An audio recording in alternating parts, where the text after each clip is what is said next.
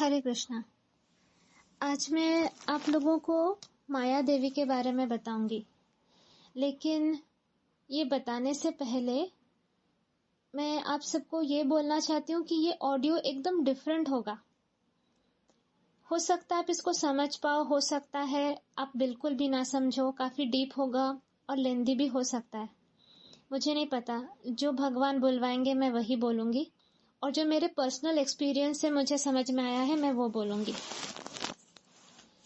तो अगर आप लोग आपको अगर बुकिश नॉलेज चाहिए तो आपको माया के बारे में, मटेरियल एनर्जी के बारे में पूरा इंफॉर्मेशन मिल जाएगा चैतन्य चरितामृत में, आदि लीला में वो मिल जाएगा। लेकिन माया देवी नहीं चाहती है कि वो नॉलेज में आप लोगों को मतलब सिर्फ वो नॉलेज दूं। अगर आपको वो बुकिश वाला नॉलेज चाहिए तो आप अगर जाते हैं चैतन्य चरितामृत आदि लीला 5.66, इस पे आपको पूरा डिटेल में पता चल जाएगा, जिसका हेडिंग ही है the material energy spiritual energy covered by a cloud of illusion और माया, therefore the material energy is not self sufficient in working. तो इससे आपको पूरा डिटेल में पता चल जाएगा कि कैसे काम होता है। पर मैं आपको जो ये है ऑफिशियल डिस्क्रिप्शन ऑफ माया देवी। मैं पहले इनको माया आंटी बोलती थी, लेकिन उन्होंने मुझे बोला, रिक्वेस्ट किया कि मैं उनको माया आंटी ना बोलूं। उन्होंने अपना दर्शन भी दिया। मुझे लगता था जैसे वो काफी मोटी सी होंगी and all, but no, she is very beautiful and golden और रेड साड़ी पहने हुए, लंबे बाल और स्लिम एंड ट्रिम एकदम। आप लोग मुझे पागल मत समझिए, बट जो मुझे समझ में आया मैं वही आप लोगों को बता रही हूँ। तो हम सब लोग माया के बारे में जब सुनते हैं, सोचते हैं, हमें पहले तो डर लगता है। हमें लगता है कि माया के चंगुल में फंस जाएंगे तो बहुत प्रॉब्लम है। लेकिन आज मैं आपको उनका ट्रू पिक्चर दिखाने वाली हूँ। उसके बाद डेफिनेटली मैं ये भी रीड आउट करूंगी, चैतन्य चरितामृत में जो लिखा है मैं वो भी रीड आउट करके समझाऊंगी। पर पहले आप मेरे थ्रू माया देवी को समझने की कोशिश करिए। ओके, ये मेरा उनके साथ पर्सनल रिलेशनशिप है।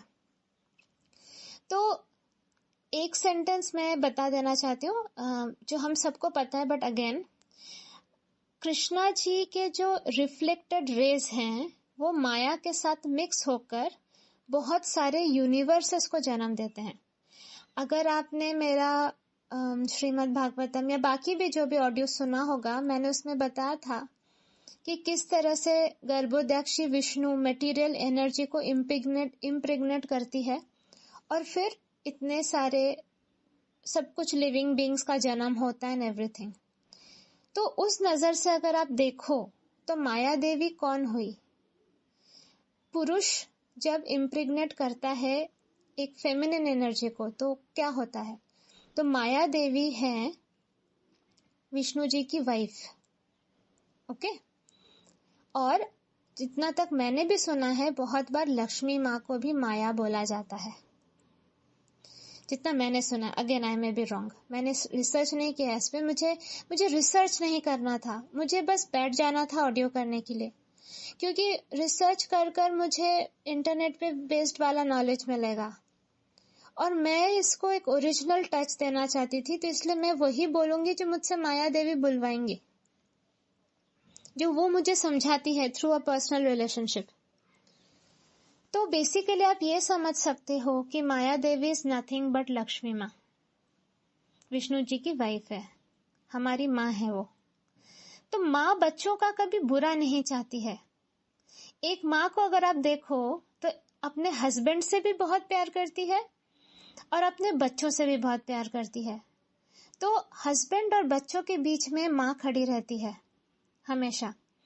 अगर हस्बैंड बहुत नाराज हो जाते हैं, कहते हैं बच्चों को खाना मत दो, माँ चुपचाप रात को खाना दे देती है। अगर बच्चे शैतानी करते हैं, हस्बैंड का इंसल्ट करते हैं, तो माया देवी उनका भी कान मरोड़ती है। तो इस वजह से अगर हम देखें माया देवी को तो हमें बहुत इजीली समझ में आएगा। तो बेसिकली हम लोग पहले कृष्णा जी के साथ गोलोक वृंदावन में थे। लेकिन हमारे अंदर कुछ ऐसे इमोशंस जागे जिसकी वजह से हमें जेलसी फील हुई और हमें लगा हमको भी लॉर्ड बनना है, हमें भी कंट्रोल करना है, जिसके लिए हम अर्थ पे आए। ये मैंने बहुत बार समझाया है। अब हमें अकल आई और हमें फिर से वापस जाना है जहाँ पे हमारा ओरिजिन है, जो हमारा घर है, दैट इज गोलोक वृंदावन। लेकिन वहां जाना इतना आसान नहीं है, क्योंकि हमने ऑलरेडी गड़बड़ की, तो हमारे लिए क्वालिटी कंट्रोल और ज्यादा बढ़ गया है। What is quality control? Quality control मतलब अब ये देखा जाएगा कि हम वहां जाकर हमें फिर से वापस लौटने की इच्छा ना हो। मतलब हमारे अंदर डीपेस्ट लेवल तक जो नेगेटिव लोअर इमोशंस हैं उनको खत्म करना पड़ेगा। और ये कौन चेक करती है? ये करती है माया देवी चेक। तो वो गेट कीपर है। अब वो ऐसे ही किसी को अंदर नहीं जाने देंगी। जस्ट आप भक्ति कर रहे हो, ठीक है, आपका भक्ति सबसे टॉप लेवल पे हो सकता है, आप बहुत बड़े भक्त हो सकते हो, पर इसका मतलब यही नहीं कि आपके अंदर कोई नेगेटिव लोअर इमोशंस नहीं होंगे। इस बात से कंफ्यूज मत हो। हमने टीवी सीरियल्स में भी बहुत देखा है, महाभारत और ये सब में, कि बड़े बड़े साधु जो बहुत भक्त हैं फिर भी गुस्से वाले होते हैं। ऋषि दुर्वासा को ही देख लीजिए, फिर भी ईगो रहता है, फिर भी श्राप दे देते हैं। ऐसा बहुत कुछ होता है। श्रीदामा, अगर आपने राधा कृष्ण सीरियल का फर्स्ट एपिसोड देखा होगा तो श्रीदामा जो है वो कृष्ण के बहुत बड़े भक्त हैं, पर वो राधा को ही नहीं समझ पाए और उन्होंने राधा माँ को ही श्राप दे दिया कि 100 साल तक आप कृष्णा को याद नहीं कर पाएंगी, उन्हें भूल जाएंगी। सो ये मत समझिए कि आप अगर बहुत बड़े वाले भक्त हो जाते हो तो आपके अंदर कोई नेगेटिव लोअर इमोशंस नहीं रहेंगे। ऐसा नहीं है। ओके, दोनों अलग चीजें हैं। फॉर एग्जाम्पल, आज मुझसे कोई एक पर्सन बहुत ज्यादा प्यार कर सकता है, पर जरूरी नहीं है कि उसमें गुस्सा नहीं हो, जरूरी नहीं है कि उसमें लस्ट नहीं हो, जरूरी नहीं है कि उसमें बाकी अवगुण नहीं हो, लेकिन मुझसे प्यार बहुत करता है। तो उसी तरह भगवान से प्यार करने वाले बहुत लोग हैं।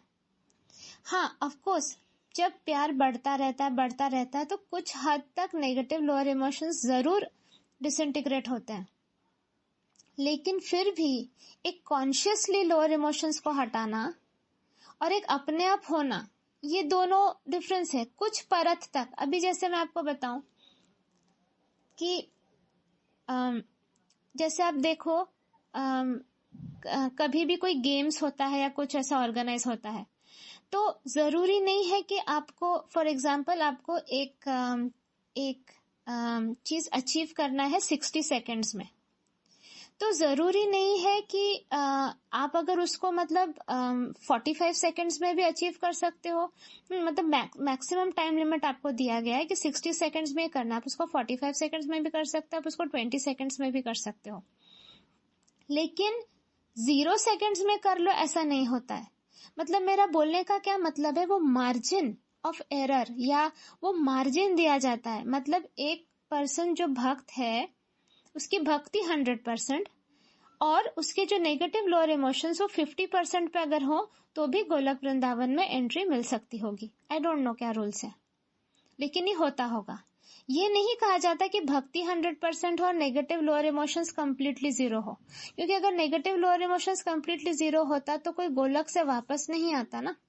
पर हम सब लोग गोलक से वापस आ चुके हैं, करेक्ट। ऐसा कहा जाता है कि एक बार आप गोलक पहुंच जाओ तो आपको दोबारा जन्म नहीं लेना पड़ता, मतलब फोर्सिबली जन्म नहीं लेना पड़ता आपको।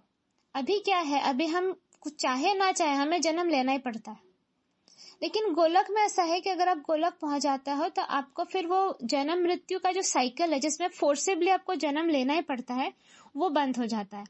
लेकिन व्हाट इफ आप चाहो जन्म लेना, तो तब हम सब जो यहाँ धरती पे मंडरा रहे हैं ना, वो केस हो जाता है। क्योंकि हमको लगा जब हम गोलक पहुंच गए, मे बी इजीली पहुंच गए होंगे, क्या पता, या वहीं पर होंगे पहले से, क्या पता। तो जब हमें ऐसा लगा कि वाह कृष्णा जी की इतनी स्तुति हो रही है, कृष्णा जी तो भगवान है, काश मैं भी ऐसा, मेरा भी कुछ ऐसा होता, लोग मेरी भी जैसे वाह वाह करते। द मोमेंट हम ये सोच लेते हैं, the moment we decide to enjoy separate from Krishna, तभी हमें धरती दे दी जाती है। अच्छा ये लो। और हमने भगवत गीता सेशन में भी सुना कि क्षेत्र क्षेत्रज्ञ, अगर हमको एंजॉय करना, उसके लिए बॉडी चाहिए, उसके लिए सेंसेस चाहिए। बिना सेंसेस के हम एंजॉय कैसे करेंगे? और वो बॉडी और सेंसेस कहाँ मिलता है? अर्थ पे मिलता है ना। अर्थ में बॉडी मिलेगी, उसमें सब सेंसेस होंगे, तभी 5 सेंसेस होंगे। तभी तो हम अगर हमारे सेंस ऑर्गन्स ना हो, अगर जीभ ना हो, तो हमें मस्त वाला वड़ा पाव टेस्ट करके अच्छा लगेगा क्या? पनीर बटर मसाला टेस्ट करके अच्छा लगेगा क्या? अगर हमारा टेस्ट बड्स ही मर जाए suppose, can we enjoy the food? No, हम नहीं एंजॉय कर सकते। तो अगर हमारा इंटेंशन रहा गोलक वृंदावन में कि मुझे एंजॉय करना है, तो भगवान ने कहा सो बी इट, तथास्तु, तुम एंजॉय करना, जाओ अर्थ पर जाओ, करो एंजॉय। अब इस एंजॉयमेंट के चक्कर में हमें समझ में आ गया कि हम कितने बड़े गधे हैं। हमें पता चल गया, क्योंकि every second we are suffering. Enjoyment तो हो रही है पर सफरिंग भी साथ साथ चल रही है, तो गड़बड़ हो जा रहा है ना। तो बेसिकली अभी माया देवी ये इंश्योर करती है कि ऐसा कोई भी आत्मा गोलक तक ना पहुंचे जिसमें ये सारे अवगुण हो। शी मेक्स इट श्योर कि ना पहुंचे। तो एक रोल वो प्ले करती है as a door keeper, as a quality QA, quality analyst. वो चेक करेगी क्वालिटी, और एक तरफ वो ये भी करती है हमें सिखाने का काम। वो दोनों चीज करती है। ओके, अभी फॉर एग्जाम्पल मेरे जो लाइफ के जो टेस्ट चल रहे हैं, आप लोगों के अलग लेवल के होते हैं, मेरे बहुत अलग लेवल के टेस्ट होते हैं। तो मेरे लाइफ का अभी जो टेस्ट चल रहा है उसमें स्वयं लक्ष्मी माँ is guiding me, she talks.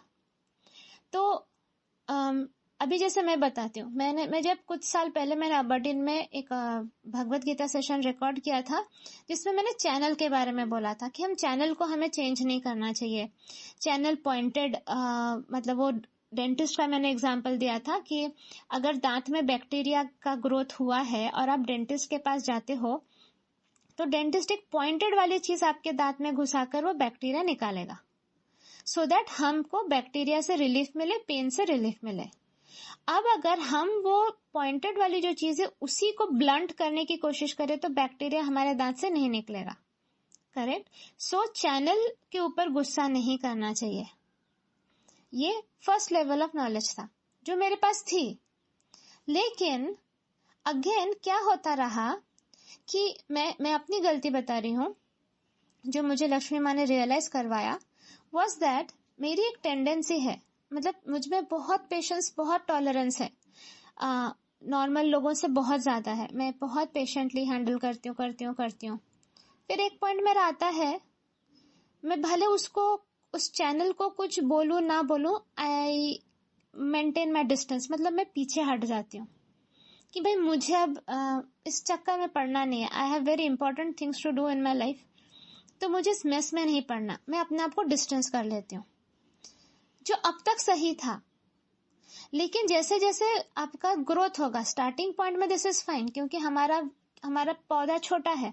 जब पौधा छोटा है तो उसको प्रोटेक्ट करना जरूरी होता है। जब हम में इतनी औकात ही नहीं है कि हम डेंजरस चैनल्स को हैंडल कर सके, तो ऑफ कोर्स हम थोड़ा बहुत ट्राई करके फॉरगिवनेस ब्लेसिंग करके खुद को हटा लेते हैं। That is fine. अब मुझसे एक्सपेक्टेशन है कि सिंस मैं प्रोग्रेस कर रही हूँ फास्ट इस रास्ते पे, now I can not avoid, मैं ऐसे एस्केपिज्म नहीं कर सकती, मुझे फेस करना होगा, जो कि मुश्किल होता है। क्योंकि आप तो समझते ही हो कि मेरे टेस्ट बहुत हाई लेवल के होते हैं, इतना इजी नहीं होता है, और अब मुझे अच्छा नहीं लगता है ये फेस करना। लेकिन मैं जब जब भागती हूँ तब तक वो सिचुएशन फिर से आके सामने खड़ी हो जाती है। और फाइनली मुझे लक्ष्मी माँ ने समझाया कि अब तक भाग भाग के तो देख लिया, it's not working, you better face it. अब फेस करते वक्त हालत एकदम खस्ता हो जाती है, तब होती है जब नॉलेज ना हो। तो मैंने लक्ष्मी माँ के पैर पकड़ लिए, मैंने कहा माँ आप ही मुझे गाइड करिए कि करना क्या है। तो लक्ष्मी माँ ने जो मुझे नॉलेज दिया मैं आप लोगों को बताती हूँ। Again it's the same knowledge, लेकिन थोड़ा और डीप। ऐसा नहीं कि नॉलेज नहीं था, ये नॉलेज हमेशा से थी। वो बर्डन वाले ऑडियो में, जो भगवत गीता वाला ऑडियो है उसमें ऑलरेडी है, लेकिन थोड़ा सा और डीपर। सो अब एक लाइफ की सिचुएशन है जिसमें आपके सामने एक चैनल है। अब वो जो चैनल है वो कुछ ऐसी चीजें करती है या करता है जिसके वजह से हम दुखी होते हैं। सब लोग अपनी लाइफ की एक सिनेरियो इमेजिन करो।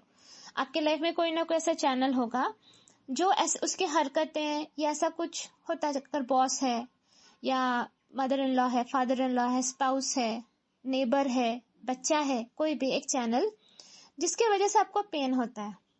आप दिन रात ये सोचते रहते हो वो चैनल बदल जाए, वो चैनल में थोड़ी सी तो अंडरस्टैंडिंग आ जाए, वो चैनल मेरा शुद्ध प्रेम तो देख पाए, वो चैनल ये तो देखे कि मेरे मन में उसके लिए कोई बुरे इंटेंशंस नहीं है, मेरे मन में सिर्फ प्यार है। उस चैनल को क्यों नहीं दिखता? Because this is not a part of the game. Game इसमें है, इसके बारे में है ही नहीं। तो लक्ष्मी माँ ने मुझे बोला कि सपोज तू क्रीज पे खड़ी है, क्रिकेट के, मैं क्रिकेट के उसमें समझती हूँ, क्रिकेट की क्रीज पे खड़ी है, तेरे हाथ में बैट है, तो एक्सपेक्ट कर रही है कि सामने वाला जो भी बॉलर आएगा वो तुझे जो प्रॉपर क्रिकेट का जो बॉल है वो बॉल से खेलेगा, एक पर्टिकुलर पेस में मारेगा, बॉल तेरे तरफ फेंकेगा और उसके बाद तुझे उसको घुमा देना है, हाँ, बैट को बॉल से टच करके जो भी खेलना है। बट रियल लाइफ सिचुएशन ऐसी नहीं होती है। रियल लाइफ सिचुएशन ऐसी होती है, तो बैट लेके सामने खड़ी है, सामने वाला जो बॉलर है वो तेरे तरफ गोबर लेके फेंक सकता, गोबर का बॉल बनाकर, वो बास्केटबॉल तेरे तरफ फेंक सकता है, वो फुटबॉल तेरे तरफ फेंक सकता है, वो तेरे तरफ पत्थर फेंक सकता है, वो तेरे तरफ कुल्हाड़ी फेंक सकता है, वो तेरे तरफ एरो कुछ भी फेंक सकता है। तब तू कंप्लेन नहीं कर सकती कि this is not allowed, this is cheating. मतलब अगर हम लोग सोल्जर्स हैं जो वॉर पे गए हैं, सपोज इंडिया पाकिस्तान वॉर हो रहा है, अब पाकिस्तानी सोल्जर मेरे पिछवाड़े भी मार सकता है गोली, मेरे सामने से भी गोली मार सकता है। मैं मरते मरते ये नहीं बोल सकती हूँ कि दिस इज नॉट अलाउड, तूने मेरे पीछे कैसे गोली मार दिया। Everything is fair in love and war ना, तो वैसे ही वॉर में सब कुछ चलता है। सो अभी हमको ट्रेन किया जा रहा है एज स्पिरिचुअल वॉरियर्स, हमको ट्रेन किया जा रहा है कि we cannot have expectations कि सामने से जो आ रहा है वो it will be the way we want, हमें जैसे चाहिए वैसे चीजें सामने से आएंगी, ऐसा नहीं हो सकता है। जैसे कि सपोज सचिन तेंदुलकर अगर बैट लेकर खड़े हैं बॉल फेस करने के लिए, लेकिन पीछे का विकेट कीपर उसको कंटिन्यूसली गाली देकर डिस्ट्रैक्ट कर रहा है, और डिस्ट्रैक्ट हो गया तो विकेट उड़ जाएगा। सिमिलरली हम डिस्ट्रैक्ट, कहीं से भी डिस्ट्रैक्शन आ सकता है, कहीं से भी। और अभी हमारा ये काम है कि हम लोग वो चैनल्स को इतना भाव नहीं देंगे या हम वो चैनल से इतना एक्सपेक्ट नहीं करेंगे कि वो प्रॉपरली बिहेव करे, क्योंकि वो गेम में है, वो रूल है ही नहीं गेम में। वो चैनल कुछ भी कर सकता है, कुछ भी। मतलब आप रास्ते से जा रहे हो, कोई भी आके आपको झापड़ मार सकता है, कोई भी आकर आपका पर्स खींच सकता है, कोई भी आकर आपको काट सकता है, कोई भी आकर आप पे थूक सकता है। तो ये जो एक एक इंसिडेंट है, ये एक एक इंसिडेंट के वजह से मैं कितने बार अपना इनर पीस खोऊं, कितने बार, कितने लोगों से मैं भागूं, कितने लोगों से दूरी बनाऊं। दिस इज नॉट व्हाट भगवान हमें सिखाने की कोशिश कर रहे हैं। भगवान हमें जो सिखाने की कोशिश कर रहे हैं कि बुद्धा के ऊपर 100 बार थूका गया था, बुद्धा ने कभी अपना पीस ऑफ माइंड खोया नहीं। विष्णु जी के ऊपर लात मारा गया था उनके छाती पे, तो क्या विष्णु जी ने अपना पीस ऑफ माइंड खोया? नहीं। Now this is expected from us कि नो मैटर व्हाट हम अपना पीस ऑफ माइंड नहीं खो सकते। हम अपना पीस ऑफ माइंड तभी खोते हैं जब मी चीज हमारे अंदर बहुत ज्यादा होती है। एक और एग्जांपल लेते हैं। सपोज कि सपोज हमें किसी से बहुत प्यार है, हमारा लवर हो, हमारा स्पाउस हो, और उसने जाकर किसी और के साथ फिजिकल रिलेशनशिप बनाया। अब जब उससे फिजिकल रिलेशनशिप उसने हुआ, हम हर्ट हो गए। हम क्यों हर्ट हुए? वो दोनों ने एंजॉय किया, राइट? हम क्यों हर्ट हुए? हम इसलिए हर्ट हुए क्योंकि हमारे मन में एक एक्सपेक्टेशन थी कि हम स्पेशल हैं, वी आर स्पेशल, और उस एक्ट से हमें ऐसा फील हुआ कि आई एम नॉट स्पेशल, हमसे वो पर्सन इतना प्यार नहीं करता है। तो again it is not about that act, it is about the feeling कि आई एम स्पेशल। ठीक है, ये जब हम हर्ट होते हैं, मतलब मेरे अंदर का मी वाला पोर्शन जब हर्ट होता है, तभी मैं पेन में जाती हूँ। Same is for divorce, same is for breakup. अगर आपको छोड़कर आपका लवर किसी और के पास चला जाता है, आपको पेन होता है। क्यों पेन होता है भाई? उसकी जिंदगी है, उसका इंडिपेंडेंस है, डेमोक्रेसी है ना। हम कहते हैं उसने मुझे यूज किया, उसने मुझे अब्यूज किया, उसने मुझे बिट्रे किया। नहीं, उसने एक एक्शन किया, बस उसने एक्शन किया जो एक्शन मेरे फायदे के लिए नहीं था। वही एक्शन अगर मेरे फायदे के लिए होता तो हा, पर उसने एक एक्शन किया जो एक्शन मेरे फायदे के लिए नहीं था, इसलिए मैंने कहा कि उसने मुझे बिट्रे किया। तो हम कंटिन्यूसली क्या कर रहे हैं? देखो, हम कंटिन्यूसली चैनल को इम्पोर्टेंस दे रहे हैं, चैनल के ऊपर अपना सारा कुछ न्योछावर कर रहे हैं, और डिपेंडेंसी चैनल पे इतनी ज्यादा है कि वो ऐसा बिहेव करे तब मैं खुश, वो ऐसा ना बिहेव करे तो मैं दुखी। रिमोट कंट्रोल वाले पोस्ट पे ऑलरेडी हमें ये समझाया गया, जो हम समझे भी, पर फिर से जब लाइफ में ऐसे कुछ सिनेरियो आता है हम भूल जाते हैं। हम फट से लेबल कर देते हैं कि वो इंसान बुरा। हमें सही गलत अच्छे बुरे में जाना ही नहीं है, क्योंकि अब जो स्पिरिचुअल वॉरियर का हार्डकोर ट्रेनिंग चल रहा है उस पे फोकस करना है। तो माया देवी ये ट्राई कर रही है हमको ऐसा वाला ऐसे स्पिरिचुअल वॉरियर्स ही, ऐसे भक्त ही कृष्णा जी तक पहुंच पाएंगे जिसके अंदर ये सारे चीजें खत्म हो चुकी हो, सो दैट जब हमारे अंदर ये अलग अलग स्टिमुलस के वजह से जो हमारे अंदर रिस्पॉन्स होता है, जब वो चीज ही नहीं होगी, तब हमारा ध्यान पूरी तरह से कृष्णा जी तक रहेगा। अदरवाइज हम कुछ भी चीज देखकर हम स्टिमुलेट हो जाएंगे और हम कृष्णा जी से दूर हो जाएंगे। इसके वजह से कृष्णा जी को कितना पेन होता है ये माया देवी समझा रही है कि हम पहले कहते हैं कि आई लव यू कृष्णा, हम भक्ति करते हैं, सब कुछ करते हैं, हम उन तक पहुंचते भी हैं। उसके बाद ड्यू टू सम स्टूपिडिटी हमें लगता है कि वी शुड ऑल्सो एंजॉय, हमें कृष्णा जी से अलग होकर एंजॉय करना पड़ेगा, और हम उन्हें छोड़ के अर्थ पे आ जाते हैं। तो एक एक सोल जो उन्हें छोड़कर आता है, तो एज इफ कृष्णा जी के बॉडी का एक एक पार्ट निकल कर चला जा रहा है, उससे कृष्णा जी को बहुत पेन होता है, बहुत दर्द होता है। और जब हम अर्थ पे आ जाता है, तो मेरा जो वो पोस्ट था एंड वी फॉरगॉट कृष्णा, वो जो मैंने समझाया, जब हम अर्थ पे आ जाते हैं हम यही भूल जाते हैं कि हमारा ट्रू लव तो कृष्णा जी थे, और it was a two way love. वो भी हमसे इतना प्यार करते थे, हम भी उनसे इतना प्यार करते थे, और हम जो उनको भूल बैठे हैं, हम यहाँ पर ईयॉन्स मतलब बहुत थाउजेंड्स ऑफ ईयर्स को ले लो, दैट इज एन ईयॉन। हम हजारों साल से यहीं पे अटके हैं और हम यहीं पे एंजॉय कर रहे हैं। कभी इसके साथ एंजॉय कर रहे हैं, कभी वो खा के एंजॉय कर रहे हैं, कभी ये करके एंजॉय कर रहे हैं, कभी अपने पैसे के पीछे भाग रहे हैं, कभी सक्सेस के पीछे भाग रहे हैं, कभी प्रॉस्पेरिटी के पीछे भाग रहे हैं, कभी रिलेशंस के पीछे भाग रहे हैं, कभी खाने के पीछे भाग रहे हैं। पर ये सब में कृष्णा कहाँ है?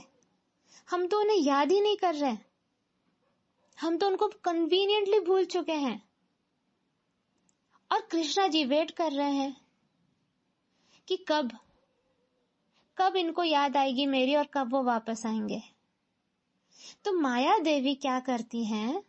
माया देवी का ये टेस्ट करना जरूरी है। माया देवी ने ये सारा कुछ रचा है कि अब जो सोल्स आपके पास जाएंगे वो नालायक सोल्स तो मैं आपके तक जाने नहीं दूंगी प्रभु, क्योंकि उन्हें भी बहुत बुरा लगता है। जब कृष्णा जी को बुरा लगता है, माया देवी को भी बुरा लगता है। तो उन्होंने कहा कि भाई अब नालायक आत्माओं को तो मैं आप तक जाने नहीं दूंगी, तो क्वालिटी कंट्रोल तो बहुत हाई रहेगा। पर वो हमसे भी इतना प्रेम करती हैं, उन्हें यह भी बुरा लगता है कि हम क्यों नहीं जा रहे हैं, तब वो हथौड़ा मारती है। तो जब मैं कहती हूँ आप लोगों से, अगर आप टू मच अटैच्ड हो किसी चीज से इस मटेरियल वर्ल्ड में, चाहे आपके रिश्तेदार हो, चाहे आपके लवर हो, चाहे आपके स्पाउस हो, चाहे आपके बच्चे हो, माँ बाप हो, पैसा हो, खाना पीना, कुछ भी, अगर वो जो कर्व ऊपर आ गया, मतलब यूजुअली फ्लैट रहना चाहिए, एकदम बैलेंस रहना चाहिए, पर जैसे ही वो कर्व ऊपर आ गया माया देवी हथौड़ा लेके ताड़ से मार देगी। क्यों? वो हमें याद दिलाती है कि हेलो, तुम क्या करना है यहाँ पे, तुम्हें वापस जाना है कि नहीं जाना है। तो क्या माया देवी बुरी है? तो हम जो कहते हैं कि clutches of Maya, Maya Devi octopus जैसे हमें पकड़ के रखती है, हाँ, because she wants to check कि उन ऑक्टोपस के हाथों से भी हम निकलकर कृष्णा तक पहुंचना चाहते हैं कि नहीं। She wants to check. जैसे कि पहले के जमाने में स्वयंवर नहीं होता था, और वो जो भी राजकुमारी के जो पापा होते थे राजा, वो कहते थे जो द्वंद्व युद्ध में सबसे बड़ा वीर होगा वही मेरी पुत्री से विवाह कर सकता है। होता था ना, क्या होता था, क्वालिटी कंट्रोल देखना चाहते थे कि दम होना चाहिए। आजकल जैसे नहीं, आजकल अच्छा कितना दहेज दे रहे हैं, अच्छा ओके, लड़का पढ़ा लिखा हो नहीं हो कुछ भी हो, मेरी बेटी को बाबा स्वीकार कर लो, बस मैं ही खुद पैसे देके तुम्हें दे दे रही हूँ, मेरी बेटी को जैसे तैसे स्वीकार कर लो, तुम लड़के हो मेरे लिए इतना ही काफी है। ऐसा पहले नहीं होता था। पहले होता था कि एक बाप देखता था कि मेरे बेटी के लिए एकदम लायक लड़का होना चाहिए।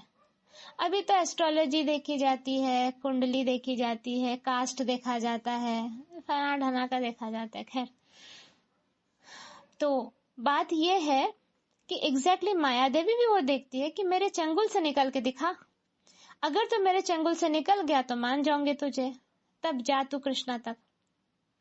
नहीं निकल पाया तो यही रहे, पिटता रहे पिटता रहे पिटता रहे। So this is the complete story. तो क्या माया देवी बुरी है? नहीं, माया देवी से बड़ी भक्त तो कोई हो ही नहीं सकती। फिर Maya Devi is a very high level devotee of Krishna. तो ये नॉलेज आपको किसी बुक में नहीं मिलेगा, ये स्क्रिप्चर में नहीं मिलेगा। ये जो मैं आपको बता रही हूँ, आपको इलॉजिकल लग रहा है? बिल्कुल नहीं लग रहा, राइट? क्योंकि ये स्वयं माया देवी ने मुझे बताया है। ठीक है, तो ये जो उनका जो रूप है, इसको समझो, you will fall in love with her. आप उनका इंटेंशन देखोगे, यहाँ पर हर एक मॉलिक्यूल इज कंस्पायरिंग कि हम कृष्णा जी तक पहुंचे। ये नॉलेज मुझे विथ एक्सपीरियंस मिला है। हर एक इंसिडेंट जो हमारे लाइफ में होता है, it pushes us one step towards Krishna, one step towards Krishna. मैंने जो अभी एक वीडियो शेयर किया था, जो मैंने कहा था माया पार्ट 1, जिन्होंने भी देखा, उसमें एक क्वेश्चन था, आनंदिता का क्वेश्चन था कि you need to understand death before dying, या ऐसा कुछ तो था। I don't know where is that, मुझे देखना पड़ेगा उसका क्वेश्चन। ठीक है, मैं ढूंढती हूँ उस क्वेश्चन को। तो उसमें मैंने एक आंसर दिया था, लेट मी जस्ट चेक, यहाँ पर होगा, क्योंकि वो क्वेश्चन बहुत ही अच्छा था। सो मुझे आप लोगों को मैं वो पढ़ के सुनाना चाहती हूँ, so that even you all understand. ये it was a question from Anandita. हाँ, तो आनंदिता ने बोला कि स्मॉल डॉट माँ, there was this line, learn to die before you die, want to know more of it. एक सेंटेंस उसमें बोला गया था उस वीडियो में कि लर्न टू डाई मतलब मरना सीखो मरने से पहले। इसका क्या मतलब है? तो मैंने आंसर किया, Anandita, learn to die before you die means live every moment before death comes. Do not die every day. We are dying every day because of lack of knowledge and awareness. We are stuck in our negative lower emotions, in our expectations, etc. If we are happy every moment, when death comes, we will die in a proper way. Else our death will be miserable and we will get stuck in lower planes. Death is an amazing thing. It is our grand farewell from earth, with the assumption that we successfully completed our mission, our purpose for which we took birth, our blueprint. If we actually finish our project, we will be so happy to die. Yay, I'm ready for my next project, which will help me improve and take me further close to Krishna. So we need to learn to die before death comes.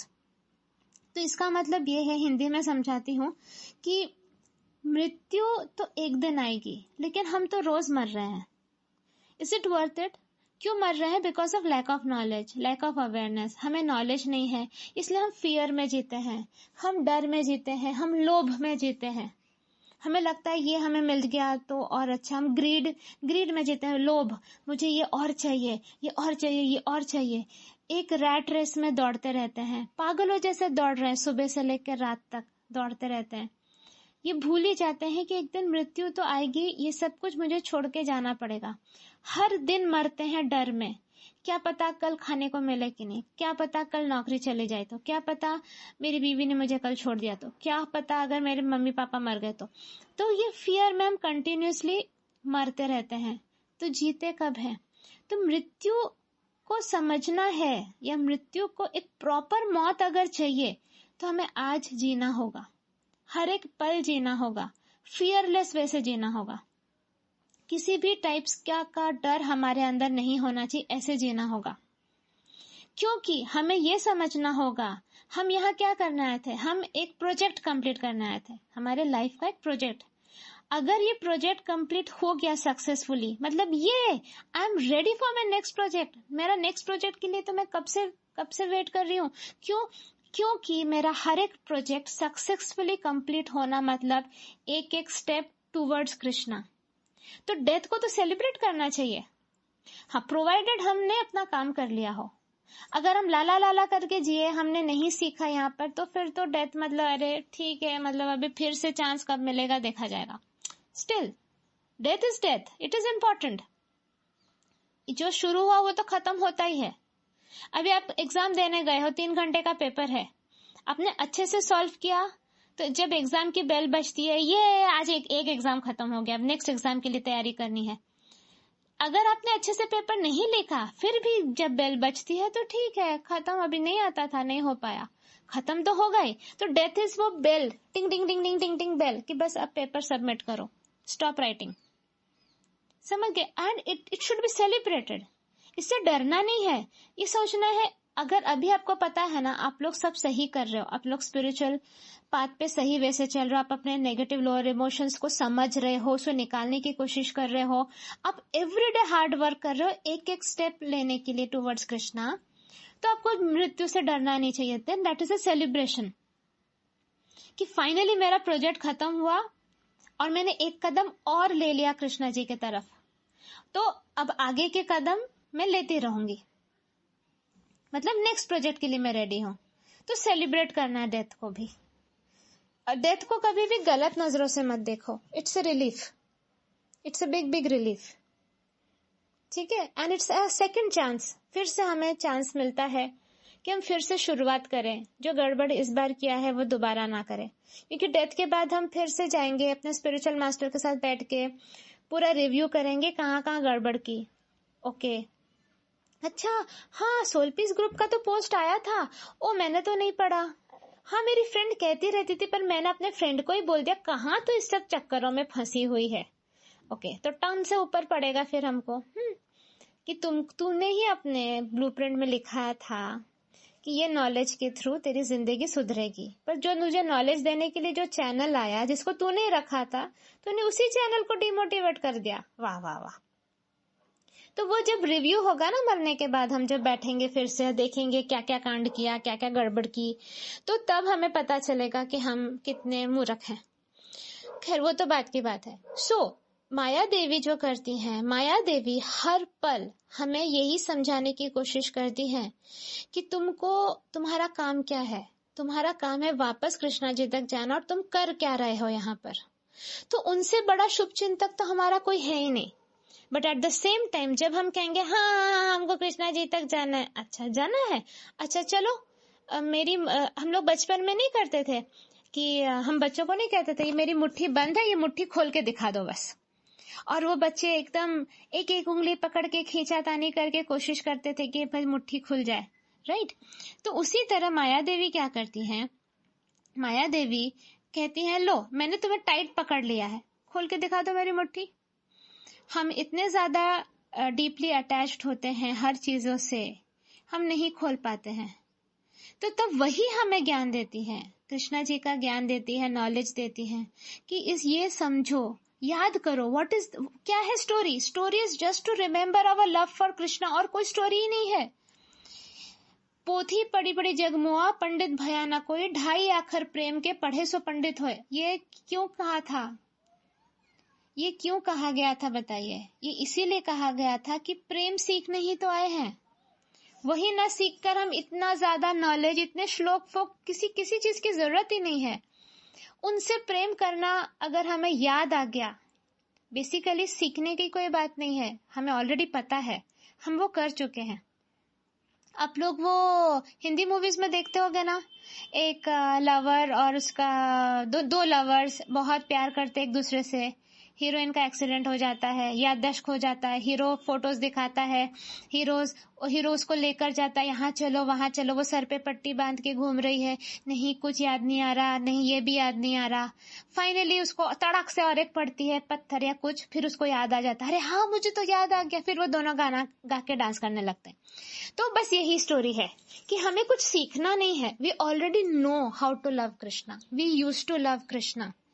लेकिन हमको हमारी बेवकूफ की वजह से हमारी memory चली गई है, और ये मेमोरी भी कौन वो करता है? माया देवी करती हैं। पूरा मेमोरी एरेस कर देती है, चलो फिर से स्टार्ट करो।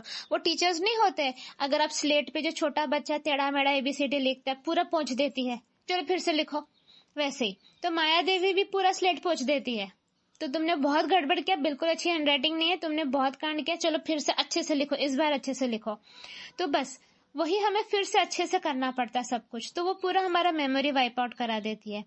अब चैलेंज ये है कि मेमोरी को लौटाना। तो जिस तरह वो हीरो हीरोइन को फोटो दिखाकर याद दिलाने की कोशिश करता है, हमारे सोल पीस के मेंटर्स आपको याद दिलाने की कोशिश करते हैं थ्रू पोस्ट। अरे माँ का वो पोस्ट पढ़ा क्या? माँ का वो ऑडियो सुना क्या? तुम बोलोगे कि अरे कौन सा, क्यों? अरे मुझे इतना काम है, मेरे घर पे मेहमान आए हैं, मेरे पास कहाँ टाइम है। ओके ठीक है, वो लोग फिर चुप हो जाते बेचारे मेंटर्स, क्या बोलेंगे। तो ये वो तुम्हारे लाइफ के वो हीरोज हैं जो तुम्हें कोशिश करा रहे हैं कि कृष्णा जी याद दिलाने के लिए। मैं क्या कर रही हूँ? मैं वो हीरो हूँ जो मैं पोस्ट के थ्रू, ऑडियोज के थ्रू बस याद दिलाने की कोशिश कर रही हूँ, क्योंकि मुझे याद आ गए ना, मुझे याद आ गए कृष्णा। मैं फील कर पाती हूँ ना मेरा उनके साथ क्या कनेक्शन है। मैं फील कर पाती हूँ कि आसपास जितने भी लोग मुझे आई लव यू बोलते हैं, मुझे तो बहुत लोग आई लव यू बोलते हैं, है ना। आप सब लोग मुझसे कितना प्यार करते हो, आप सब लोग मुझे मेरी कितनी तारीफ करते हो, कितनी मेरे लिए शायरीज लिखते हो, हर दिन मेरी तारीफ करते हो, कितना प्रेम मुझ पे लुटाते हो। तो मेरे पास तो प्रेम की कमी नहीं है, हाँ, लेकिन फिर भी दिल तो धड़कता उन्हीं के लिए है। तो वो तो समझ में आ गया कि शायद मैं इसीलिए आई होंगी यहाँ नीचे, कि मुझे भी लगा होगा जैसे कृष्णा जी से सब प्रेम करते मुझे भी मिले, और मुझे प्रेम मिला, बहुत प्रेम मिला, भर भर के प्रेम मिला। पर फिर भी मेरा दिल तो धड़कता है उन्हीं के पास वापस जाने के लिए। तो मुझे वो चीज समझ में आ गई है, तो अब मेरा काम है आप लोगों को वो याद दिलाऊं। तो मैं वो हीरो जैसे आपको लेकर जा रही हूँ हर सिचुएशन में, हर पोस्ट के थ्रू, हर ऑडियो के थ्रू, अरे अब तो याद कर लो, अब तो याद कर लो। फिर एक दिन माया देवी घुमा के एक पत्थर मारेगी सर पे, याद आ जाएगा। जब तक मैं प्यार से समझा रही हूँ समझ में नहीं आ रहा तो मैं क्या करूँ। तो ये जो हथौड़ा पड़ता है, that is for our wellbeing, कि हम बहुत ज्यादा डीपली अटैच्ड होते हैं। हाँ, तो ये डीप अटैचमेंट इसलिए कितना ज्यादा घातक है वो भी माया देवी ही हमें समझाती है। उनका पर्पस यही है कि हम कृष्णा तक पहुंचे, लेकिन क्वालिटी सोल्स पहुंचने चाहिए। इस बार गड़बड़ सोल्स नहीं पहुंचने चाहिए। ऐसे सोल्स पहुंचने चाहिए जो कि सब कुछ अच्छा उनके पास होते हुए भी कृष्णा चाहिए। दो टाइप के होते हैं ना, एक होता है एस्केपिज्म, मैं थक चुकी हूँ अपने जिंदगी से, मुझे कुछ नहीं चाहिए, मैं हिमालय पे जाके मेडिटेट करूंगी, ये है एस्केपिज्म।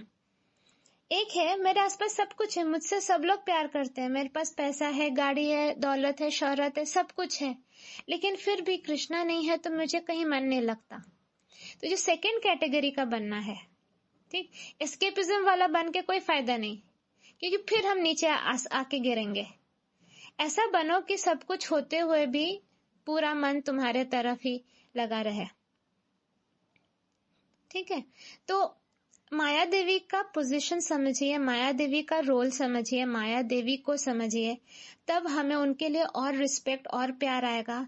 एक माँ का ही रोल करती है वो, हमें अपने पापा से मिलवाने के लिए। वही लक्ष्मी है, वही सब कुछ है। तो जो मैंने आपको बताया है कि अब से आपका नजरिया बदलना चाहिए आपके लाइफ में। जो भी अब क्वेश्चन आता है आउट ऑफ फॉरगिवनेस का क्या करना है। ओके, आउट ऑफ फॉरगिवनेस तो जो करना है सो करना ही है, लेकिन आउट ऑफ फॉरगिवनेस के पहले जो पेन होता है वो नहीं होना चाहिए। मतलब एक किसी पर्सन ने आपके साथ गलत व्यवहार किया ना, पेन हुआ, क्यों? हमारा एक्सपेक्टेशन कि हमारे तरफ प्रॉपर बॉल करे बॉलर, पर बॉलर ने क्या किया, बड़ा सा गोबर का बॉल बना के हमारे मुंह पे दे मारा। ये तो हमने एक्सपेक्ट ही नहीं किया था।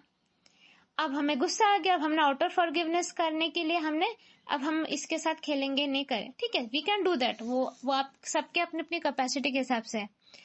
अब एम क्या रखना है, वो पेन ही ना हो, क्योंकि जैसे ही वो बॉलर आपकी तरफ एक बॉल फेंकेगा, कुल्हाड़ी फेंकेगा, कचरा फेंकेगा, डंडा फेंकेगा, और क्या क्या हो सकता है, दुनिया भर की जो भी चीजें फेंकेगा, पहला चीज उसने ऐसे कैसे किया ये वाला थॉट नहीं आना चाहिए।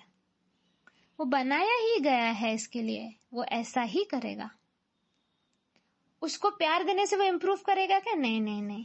आप वो डेंटिस्ट का वो पॉइंटेड वाला इंस्ट्रूमेंट को प्यार देने से वो लेस पॉइंटेड हो जाएगा क्या? नहीं, वो सब नहीं होगा। Don't worry, it's not. अगर हो भी गया, how will it help us? मजा तो तब है जब वो भी तीर मारे और हम भी तीरों को फेस करें ना, हम मुंह पे चेहरे पे स्माइल लेकर फेस करें, तब है ना मजा। हाँ, आपको कोई चाकू मारने आया है, आप उसी को भुला फुसला के उच्चू पुच्चू करके भेज दे रहे हो वापस। नहीं, वो मारे चाकू और हम भी डिफेंड कर पाए अपने आप को बिना परेशान हुए, तब हुई ना बात। मतलब आपका सपोज आज कराटे का टेस्ट है, आपने कराटे सीखा है इतने दिन से, अभी आपका टेस्ट है। अब जो अपोनेंट आया है, आपने पहले उसको चॉकलेट लेके दे के बोल दिया अरे मेरे को मारना मत था, और आप जीत गए। क्या मजा है इसमें? आने दो ना खूंखार लोगों को सामने। Nothing can disturb the peace of my mind, ये होना चाहिए हमारा एम, कि तुझे जो सर्कस करना है कर ले।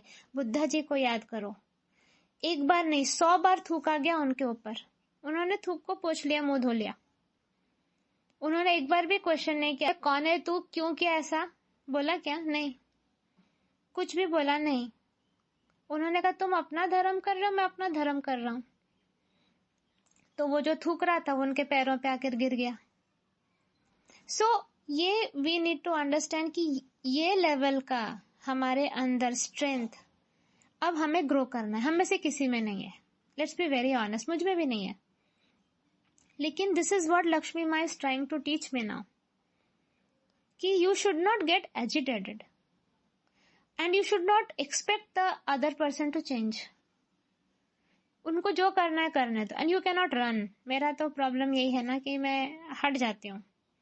मैं कहा ओ हो ओके, मैं सीधा हट जाती हूँ, मुझे नहीं चाहिए ये सब, ये बोलकर I can not do it any more.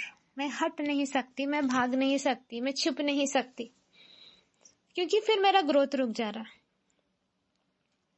अभी फॉर एग्जाम्पल वॉर में जाना है, तो वॉर में जाने से पहले ट्रेनिंग दी जाएगी। अब जब ट्रेनिंग ही दी जा रही है, मैं उसी में डर जा रही हूँ, तो मैं वॉर तक पहुंच ही नहीं पा रही, मैं क्वालिफाई नहीं हो पा रही हूँ।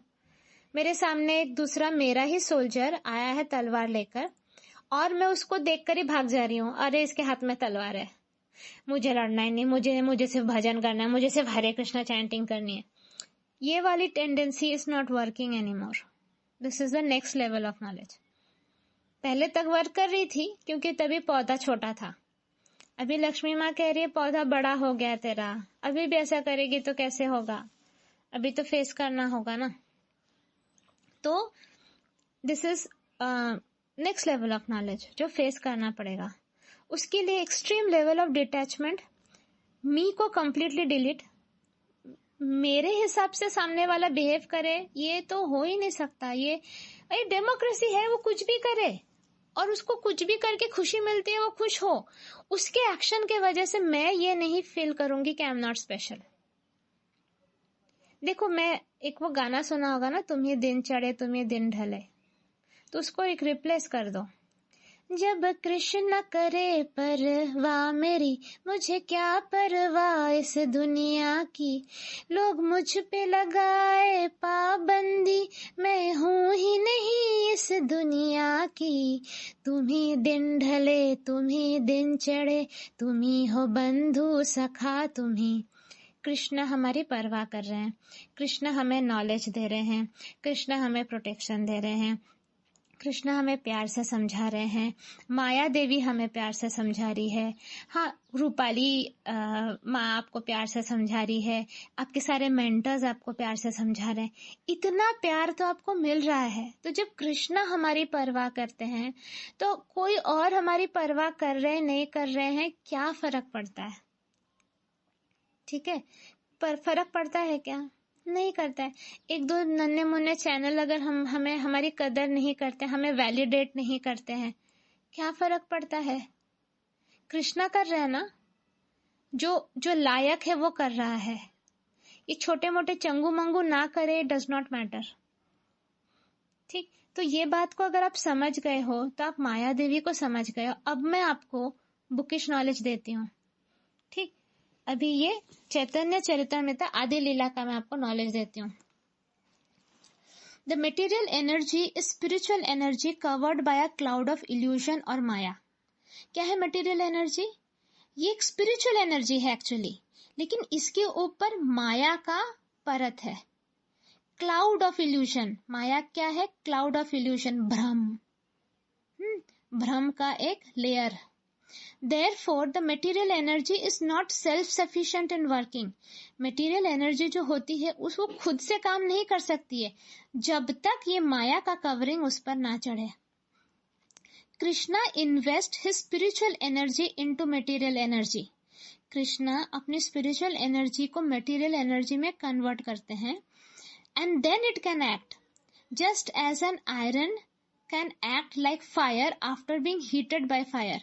अगर आप लोहे का एक रॉड ले लो, उसको अगर आप आग में गर्म करो तो वो भी फायर जैसे ही काम करता है। उसी तरह जब तक कृष्णा अपनी स्पिरिचुअल एनर्जी मटेरियल एनर्जी में नहीं डालते हैं तब तक मटेरियल एनर्जी काम ही नहीं करता है। The material energy can act only when empowered by the spiritual energy. The reflected rays of his body mix with Maya, and thus Maya gives birth to myriad universes. Krishna ji के body से जो raise निकलते हैं, reflect होते हैं, वो माया के साथ मिक्स होता है और उसके बाद ही यूनिवर्सेस का जन्म होता है। बेसिकली वो इम्प्रेग्नेट वाली जो बात मैंने बताई थी वही, कि कृष्णा जी और माया मिलकर ही यूनिवर्सेस को जन्म देते हैं। The Vedic conclusion is that the cosmic manifestation visible to the eyes of the conditioned soul is caused by the absolute truth, the personality of Godhead, through the exertion of his specific energies. ठीक, क्या कहा जा रहा है? The cosmic manifestation visible to the eyes of condition soul. हम लोग कौन है? कंडीशन सोल्स हैं। क्यों है कंडीशन सोल्स? क्योंकि हमारे ऊपर माया का लेयर है, इसलिए हम कंडीशन सोल्स हैं। ये टर्म्स अभी समझ लिया करो, याद रखा करो। कंडीशन सोल बोलने से क्या होता है कंडीशन सोल, ऐसे मुद्रा में नहीं जाना है। कंडीशन सोल कौन है? कंडीशनड, उसकी कंडीशनिंग हुई है, मतलब जिसके ऊपर माया का प्रभाव है। तो हम सब हैं, we all are condition souls.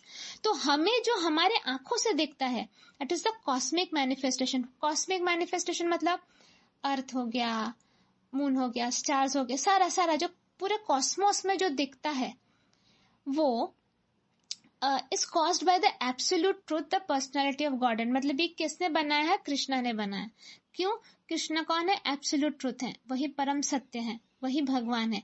Through the exertion of his specific energies, अपनी कुछ कुछ पर्टिकुलर एनर्जी को यूज करके कृष्णा ने ये कॉस्मिक मैनिफेस्टेशन बनाया है। The energy of the absolute truth is exhibited in 3 ways: spiritual, material and marginal. ठीक है, तो कृष्णा की एनर्जी 3 वे में स्प्लिट है, ऐसे सोचो। एक है स्पिरिचुअल एनर्जी, एक है मटेरियल एनर्जी और थर्ड है मार्जिनल एनर्जी। आप लोग ने सुना होगा मार्जिनल मतलब थोड़ा सा पोर्शन, मार्जिनल एक्सपेंशन बोलते हैं बहुत लोगों को। हाँ, कृष्णा जी के मार्जिनल एक्सपेंशन मतलब पूरी एनर्जी उनमें नहीं है, लेकिन थोड़ी बहुत एनर्जी है, ऐसे। The absolute truth is identical with his spiritual energy. only when contacted by the spiritual energy can the material energy work and the temporary material manifestations thus appear active. तो when contact, ये तो मैंने अभी बोला, जब spiritual energy contact करती है material energy को तभी टेम्पररी मटेरियल मैनिफेस्टेशंस बनते हैं, मतलब यूनिवर्सेस बनते हैं. In the conditioned state, the living entities of the marginal energy are a mixture of spiritual and material energy. ठीक, तो कंडीशन, हम लोग कंडीशन स्टेट में है, तो living entities of the marginal energy क्या है? In the condition state the living entities of the marginal energy are a mixture of spiritual and material energy. The marginal energy is originally under the control of the spiritual energy, but under the control of material energy, the living entities have been wandering in forgetfulness within the material world since time immemorial. तो marginal energy Krishna ji की है, right? वो हमें पता है क्योंकि कृष्णा जी से ही वो मार्जिनल एनर्जी निकली ना, उनकी स्पिरिचुअल एनर्जी से. लेकिन ये हो गया, मिक्सचर हो गया ऑफ, जैसे ही माया बोलो या मटेरियल एनर्जी के साथ ही मिक्स हो जाता है, तभी हम लोग भटकना शुरू करते हैं, तभी हम भूल जाते हैं, तभी हमने कृष्णा जी को हम भूल गए और हम भटक रहे हैं टाइम इमेमोरियल से. The conditioned state is caused by misuse of the individual independence of the spiritual platform. For this separates the living entity from the association of the spiritual energy. तो हमने अपना इंडिपेंडेंस को misuse किया है, गलत उसका फायदा उठाया है. इसके वजह से ही हम अलग हैं, मतलब लिविंग एंड, इसीलिए हम क्या कहते हैं, हम स्पिरिचुअल प्लेटफॉर्म से निकल चुके. For this separates the living entity from the association of the spiritual energy, इसीलिए हम स्पिरिचुअल एनर्जी से अलग हो गए. But when the living entity is enlightened by the grace of the Supreme Lord or is pure devotee and becomes inclined to revive his original state of loving service, he is on the most auspicious platform of eternal bliss and knowledge.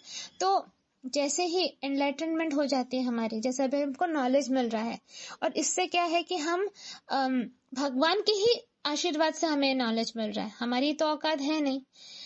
तब और जब हम pure devotee बन जाते हैं तब हम अपना ओरिजिनल स्टेट में आना चाहते हैं. क्या है हमारा original state? Of loving service. Krishna ji के प्रति प्रेम भरा सेवा, प्रेम भरी सेवा जो होती है वो हमारा ओरिजिनल स्टेट है.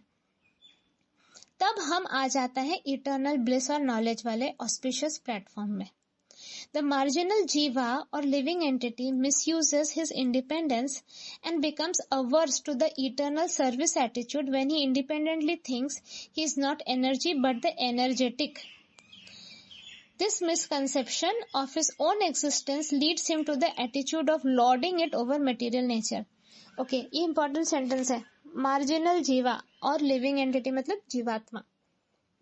जीवात्मा वाला मैंने इस बार बताया है ना संडे सेशन में भी, और चैतन्य चैतन्य में बताया, बहुत जगह बताया. जब हम अपना इंडिपेंडेंस को मिसयूज करते हैं, हमारे फ्रीडम को मिसयूज करते हैं, हमारे अंदर एक विद्रोह उत्पन्न होता है जिसमें हमें लगता है कि हम एनर्जी नहीं है बट एनर्जेटिक है. एनर्जेटिक कौन है? Krishna is energetic. किसे कहा जाता है एनर्जेटिक? जिसके अंदर एनर्जी हो वो एनर्जेटिक, या जो एनर्जी प्रोड्यूस करता हो, ठीक है, वो है एनर्जेटिक. तो कृष्णा एनर्जेटिक है, हम कृष्णा की मार्जिनल एनर्जी है, छोटा सा टुकड़ा. बड़ा सा बार है, गोल्ड बार है कृष्णा, उसका एक छोटा सा टुकड़ा है हम. तो जब हम अपने आप को बड़ा सा गोल्ड बार समझने लगते हैं, हम खुद को मार्जिनल एनर्जी ना समझकर हम अपने आप को कृष्णा समझने लगते हैं, हमारे अंदर इस मिसकंसेप्शन आ जाता है जिससे हमारे अंदर एटीट्यूड का जागरण होता है, lording it over material nature, कि मैं भी प्रभुत्व, मुझे प्रभुत्व चाहिए, मतलब मुझे भी कंट्रोल चाहिए, मैं भी लॉर्ड बनूंगा. ठीक. Material nature appears to be just the opposite of the spiritual energy. The fact that the material energy can work only when in contact with the spiritual energy. Originally the energy of Krishna is spiritual, but it works in diverse way like electrical energy, which can exhibit the functions of refrigerating or heating through its manifestations in different ways. The material energy is spiritual energy covered by a cloud of illusion or Maya. Therefore, the material energy is not self-sufficient in working. Krishna invests his spiritual energy into material energy and then it can act as iron, can act like fire by being heated by fire. ये सब हम पढ़ चुके हैं, just revision हो रहा है. The material energy can act only when empowered by the spiritual energy. ये भी मैं समझा चुकी हूँ.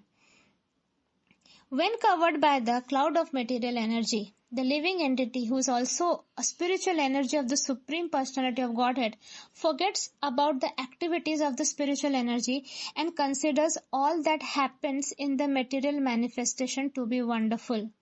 But a person who is engaged in devotional service in full Krishna consciousness and who is therefore already situated in the spiritual energy can understand that the material energy has no independent powers. Whatever actions are going on are due to the help of the spiritual energy. देखो इसको deeply समझते हैं. हम क्या है, हम लोग marginal energy है, राइट. मार्जिनल एनर्जी क्या होती है? स्पिरिचुअल एनर्जी होती है जिसके ऊपर मटेरियल एनर्जी रैप अराउंड कर लेती है. मतलब सोचो आप एक बड़े से डेयरी मिल्क के एक छोटे से टुकड़े हो जिसके ऊपर एक शाइनी वाला कवर, गोल्डन वाला कवर मतलब लगा दिया गया हो, तो आप एक्चुअली डेयरी मिल्क जैसे अब नहीं हो, फिर भी हो पर फिर भी नहीं हो. तो क्या है कि हम सब लोग स्पिरिचुअल एनर्जी से बने हैं, क्योंकि मार्जिनल एनर्जी हम अगर हैं तो वो कृष्णा जी का स्पिरिचुअल एनर्जी है, लेकिन अब उसके ऊपर मटेरियल एनर्जी का एक परत चढ़ चुका है, जिसके वजह से हमने सारी एक्टिविटीज जो जब हम स्पिरिचुअल एनर्जी थे प्योर वाले वो भूल गए. और अभी हमें यहाँ की जो मेटेरियलिस्टिक मैनिफेस्टेशंस है, क्या है, वाह कितनी ऊंची बिल्डिंग है, काश मैं ये घर खरीद सकूं, वाह कितनी सुंदर लड़की है, काश मेरी गर्लफ्रेंड बन जाए, वाह कितना टेस्टी पनीर टिक्का मसाला है, काश मैं खा पाऊं. इसमें हम फंस गए इस चक्कर में. अभी हमें ये चीजें अच्छी लगने लगी है. तो हमारी जो स्पिरिचुअल एनर्जी है वो है, लेकिन अभी भी तो करना क्या है, वो रैपर को खोलना है. करेक्ट. तो कृष्णा कॉन्शियसनेस में क्या होता है, वो रैपर खुल जाता है. जैसे वो रैपर खुल गया, हमारे अंदर की स्पिरिचुअल एनर्जी बाहर, क्योंकि ओरिजिनली तो उसी से बने हुए हैं ना, हम तो कृष्णा के पार्ट एंड पार्सल हैं. समझ रहे डीप में, हम क्या है, कृष्णा के पार्ट एंड पार्सल हैं.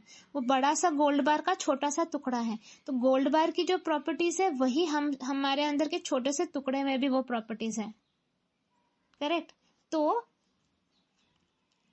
बस हमें क्या करना है, वो परत हटाना है. जैसे वो परत हट गई, हम फिर से originally loving service to Krishna शुरू कर देंगे.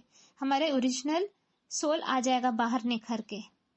तो कृष्णा कॉन्शियसनेस से, चैंटिंग से, सारे स्पिरिचुअल प्रैक्टिसेस से वही होता है, वही चीज होती है. ठीक. तो but a person who is engaged in the devotional service in full Krishna consciousness and who is therefore already situated in the spiritual energy can understand that the material energy has no independent powers. Whatever actions are going on are due to the help of the spiritual energy. एक चीज मैं आप लोगों को समझाने की कोशिश करती हूँ.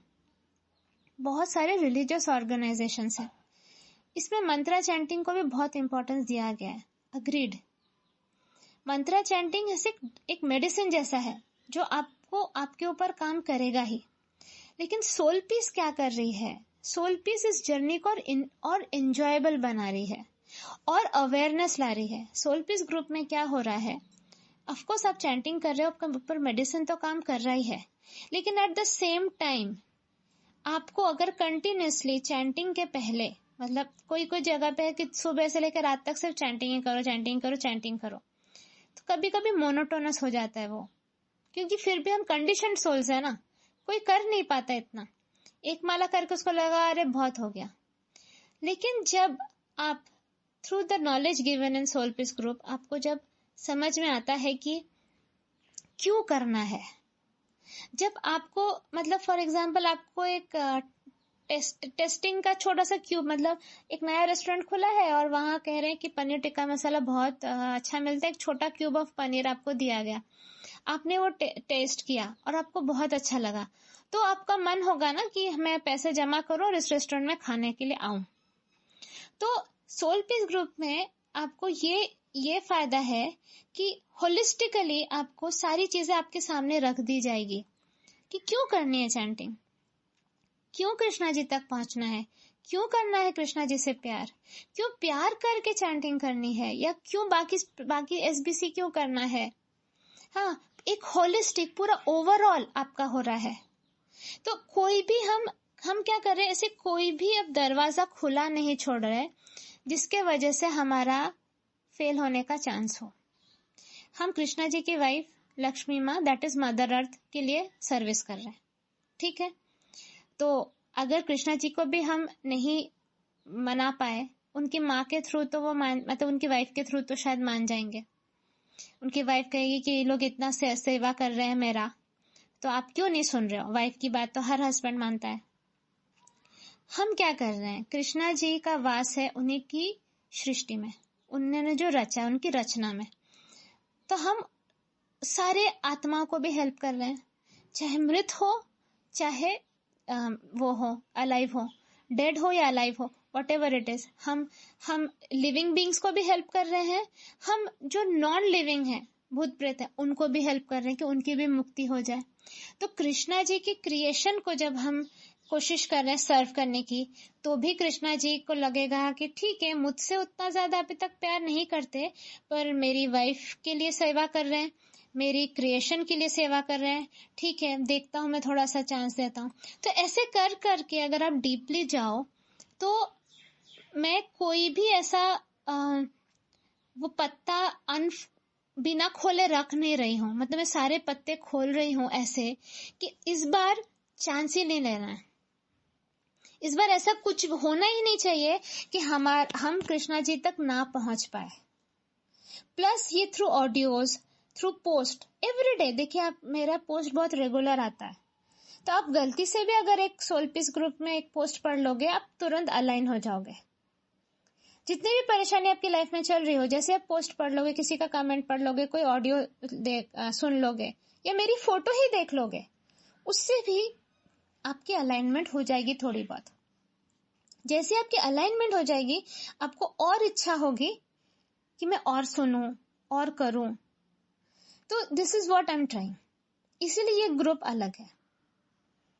बाकी ग्रुप को मैं बुरा नहीं बोल रही, वो तो अपना काम कर ही रहे हैं, लेकिन मैं चाहती हूँ कि हम एंजॉय करके स्पिरिचुअलिटी करें। मतलब हम यहाँ से निकले, पुणे से जाना दिल्ली, दिल्ली हमारा डेस्टिनेशन है, लेकिन पुणे से दिल्ली हम बोर होके ना जाएं। सुबह से लेकर सिर्फ रात तक चैंटिंग कर रहे हैं, क्या मतलब बोर नहीं हो जाएगा इंसान? नॉर्मली सोचो। लेकिन जब हम एंजॉय कर करके जा रहे हैं कि हमें पता है कि वहां पर कोई स्पेशल हमारे लिए वेट कर रहा है, और हम बस डेस्परेटली सोच रहे हैं कि एक बार जाए और उन्हें हक कर लें, हाउ डज दैट फील? तो वो जर्नी भी पूरी एंजॉयबल हो जाती है। और साथ साथ हम जब अब हमारे लवर के बारे में आसपास के लोगों को भी बोल रहे जो ट्रेन में बैठे हुए हैं कि पता है वो ऐसे हैं, पता है वो ऐसे हैं, कभी उनकी मुस्कुराहट देखी है, कभी उनके बारे में सुना है, वो इतने अमेजिंग है, तो फिर वो लोग भी इंटरेस्टेड हो जाते हैं कि अरे हमें भी तो देखना है इसका लवर कैसा है, तो और मजा आने लगता है। सो सोल पीस का ये काम है, अकेले ही क्यों जाना, सबको लेकर जाना। ओके, तो okay, but when a person who is engaged in devotional service in full Krishna consciousness and who is therefore already situated in the spiritual energy can understand that the material energy has no independent powers.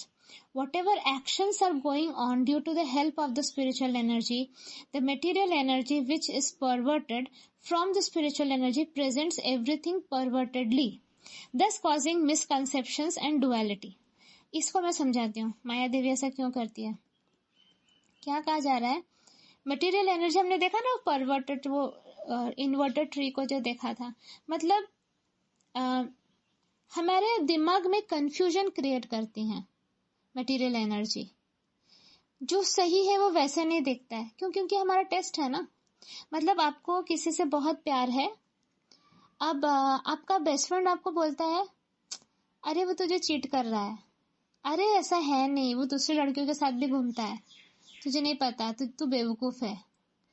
लेकिन फिर आपका दिमाग बोलेगा नहीं, मैं उसको जानती हूँ, मुझे उस पर पूरा भरोसा है और मुझे उसी के पास जाना है, तो तब जाकर आप जा सकते हो। तो वैसे ही आपको कंफ्यूज किया जाएगा कृष्णा को लेकर, स्पिरिचुअलिटी को लेकर, स्पिरिचुअल प्रैक्टिसेस को लेकर, और वो देखा जाएगा कि आप उस चक्कर में फंस रहे हो कि नहीं।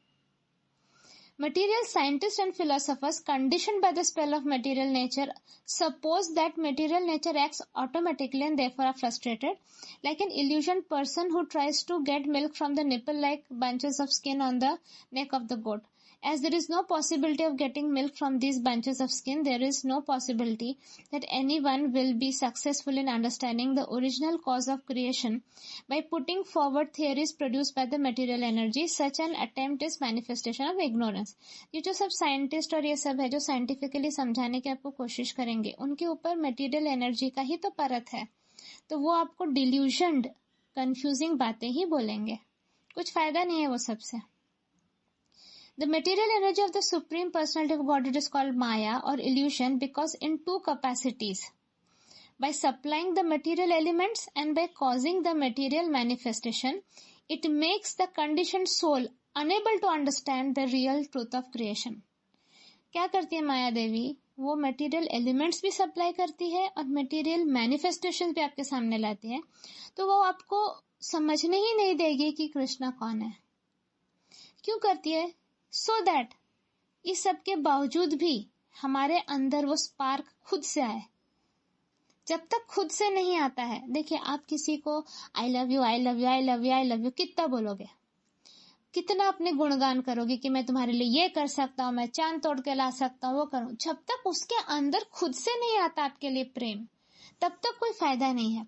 तो माया देवी चाहती है कि हमारे अंदर खुद से वो प्रेम आए, वो ही ये भी प्रोवाइड करेगी आपको, वही आपको सारा इंफॉर्मेशन भी प्रोवाइड करेंगे और देखेंगे कि आप किसको वेटेज दे रहे हो, वो ये सब भी देखेंगी, लेकिन एट द सेम टाइम वो आपको बहुत कंफ्यूज करेंगी। So, however, when a living entity is liberated from the conditioned life of matter, he can understand the two different activities of material nature, namely covering and bewildering. तो ये फिर जो spirituality करता है, कृष्णा का चैंटिंग ही जिसने शुरू कर दिया है, उसको ऑलरेडी समझना शुरू हो जाता है कि डिफरेंस क्या है, वो कंफ्यूज रहना कम हो जाता है उसका। लेकिन इतना आसान नहीं है। हाँ, हाई लेवल के स्पिरिचुअल मास्टर्स, गुरुज भी ये माया के चक्कर में फंसते हैं। तो आप ये मत सोचो कि बस आप ये ऑडियो सुन लोगे and it will be amazing, ऐसा नहीं है। ये फर्स्ट स्टेप है। हर रोज हर सेकंड माया देवी आपको अपने ऑक्टोपस जैसे हाथों से बांध के ट्राई करेगी कि ना जाने दे, और आपको हर रोज हर सेकंड वो तोड़ के निकलना होगा। So should I continue reading really, because I think यही सब कुछ है। बाकी जैसे मैंने आपको बताया वो आप ये फिर बहुत डीप में चला जाता है, फिर मटेरियल क्रिएशन एंड ये सब का मुझे नहीं लगता है। ऑलरेडी एक घंटे से ज्यादा बड़ा ऑडियो बन चुका है, that is why I am saying I can just थोड़ा मैं पढ़ देती हूँ। Okay, let me just read it, at least मैं रीड कर देती हूँ इसको। The origin of creation is the Supreme Personality of Godhead as confirmed in Bhagavad Gita. The cosmic manifestation is working under the direction of the Supreme Lord, who invests the material energy with three material qualities. Agitated by these qualities, the elements supplied by the material energy produce varieties of things. Just as an artist produces varieties of picture by mixing the three colors, red, yellow and blue. Yellow represents the quality of goodness, red represents passion, blue represents ignorance. Therefore, the colorful material creation is but an interaction of these three qualities represented in 81 varieties of mixture. 3 into 3 equaling 9, 9 into 9 is 81. Deluded by material energy, the conditioned soul, enamored by these 81 varieties of manifestation, wants to lord it over material nature, just as a moth wants to enjoy a fire. The illusion is the net result of the conditioned soul's forgetfulness of his eternal relationship with the Supreme Personality of Godhead. When conditioned, the soul is impelled by the material energy to engage in sense gratification, whereas one enlightened by the spiritual energy engages himself in the service of the Supreme Lord in his eternal relationship. तो ये सब से क्या होता है basically, इसका gist, इस paragraph का जिस्ट यही है कि वही कंडीशनड सोल्स क्या होता है, वो मटेरियल एनर्जी के चक्कर में सेंस ग्रेटिफिकेशन में घुस जाता है. सेंस ग्रेटिफिकेशन मतलब ये भोग विलास में घुस जाता है. और वही जो स्पिरिचुअल एनर्जी से एनलाइटेंड होता है वो अपने आप को कृष्णा के चरणों में डालकर उनकी सेवा करने लगता है. Krishna is the original cause of the spiritual world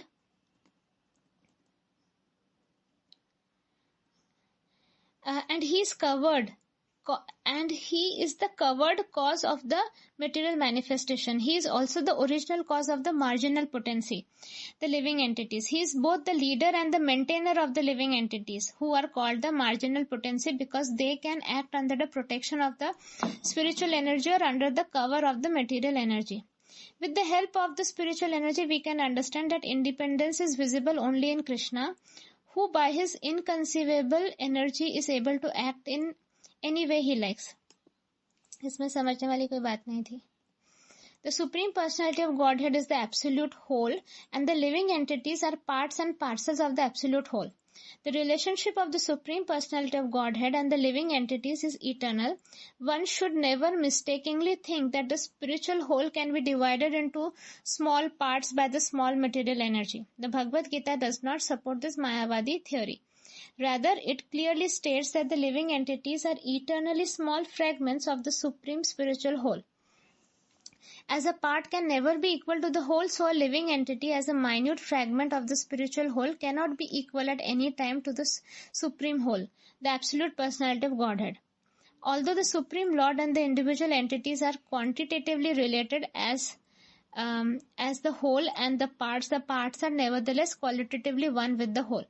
हम कृष्णा के छोटे छोटे टुकड़े हैं, एक टुकड़ा कभी भी मेन पार्ट नहीं बन सकता, यही बोला जा रहा है. Thus the living entities, although always qualitatively one with the Supreme Lord, are in a relative position.